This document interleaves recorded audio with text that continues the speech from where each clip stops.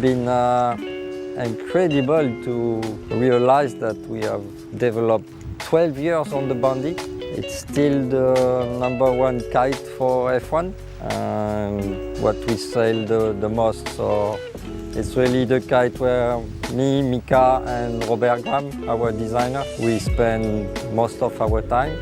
It's a huge challenge to improve something that is already quite finalized.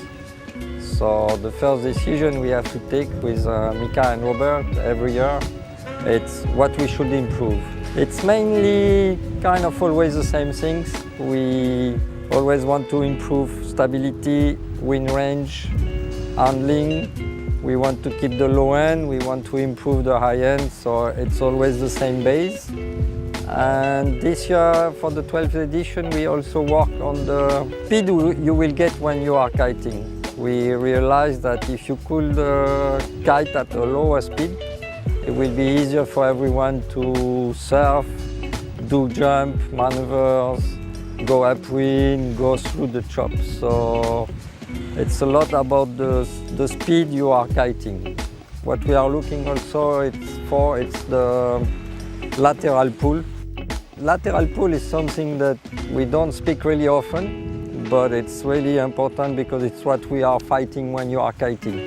When you are kiting, you're always pushing on the water opposite to the pull of the kite. And with Mika and Robert, we like the kite that do not pull too much on the side because it gives you less pressure on the harness, less pressure on your leg. So it's quite important for us.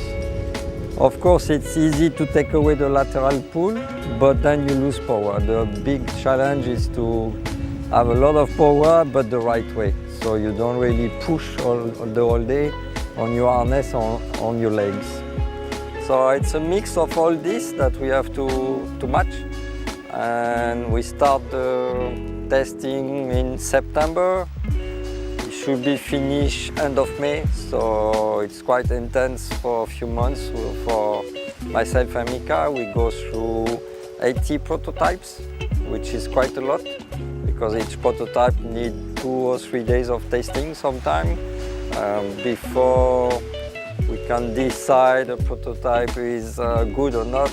We need to tune it perfectly before, so it's quite a lot of work.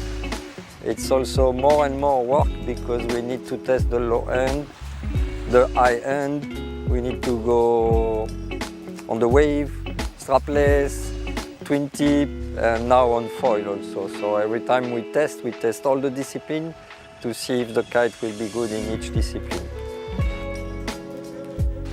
If you jump on the new Bandit 12, the 2019 model, I think you will feel a special link with the kite.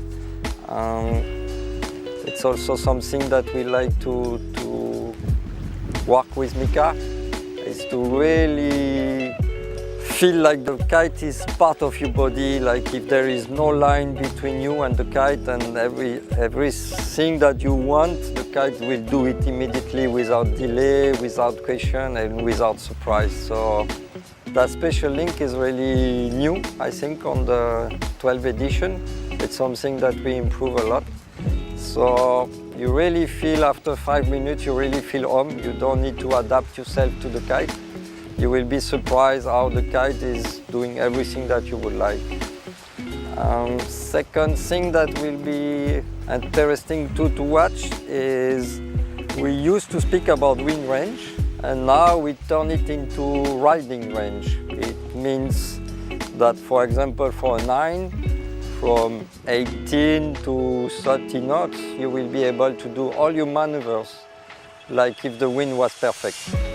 You really can ride normally in a really big wind range. It's not like you go under power, then you are in the range perfect for a few knots, and then you ride over power and you cannot do anything. It's really like for 15 knots of wind range, you can do all your tricks and feel at home. Another key feature, it's also the handling of the kite. With Mika, we like to ride the 7 or 8 square meter because they turn really quick. So we really every year try to improve the handling of the big size. And now if you use a 12, you will believe it's a 10 because it's really light and really turning really quick.